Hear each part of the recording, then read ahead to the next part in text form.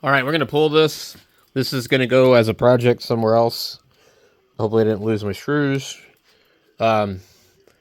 We need to figure out where we're going to mount a fan, all of the good stuff.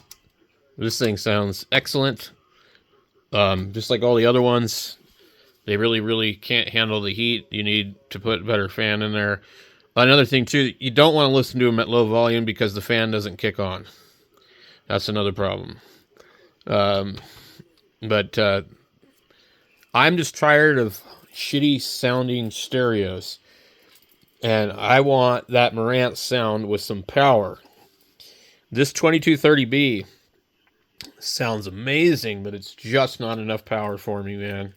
I need like twice as much power that this thing can put out for me to really rock out. So this thing here is insane. This is 130 watts, and there's just no way that this has got enough cooling in here. So anyway, I'm going to pull this one out of here. I got that other crazy one that we bought today. We're going to put it on the shelf and hook it up. Another thing I was going to mention that I really like, because I like these connectors. I don't like binding posts. I know they're good, but I don't like them. So anyway, yeah, this will be a project. I'll get a fan in here. We don't want to use this unless we put like a big fan in it. Or we'll find something else to put on the back. I don't care about it being stock. I want it to work. I want it to last. It sounds really good. It's got a ton of power.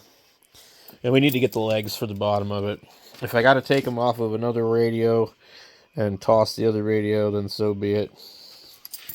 I almost don't know if it maybe just didn't have legs, because it looks to me like these pads might have been on here, but that seems awfully strange. Shouldn't it have the legs like this? So I'm starting to get quite a few of these damn Technics now. Anyway, we're going to put this back together. We're going to get the champagne gold colored one in here.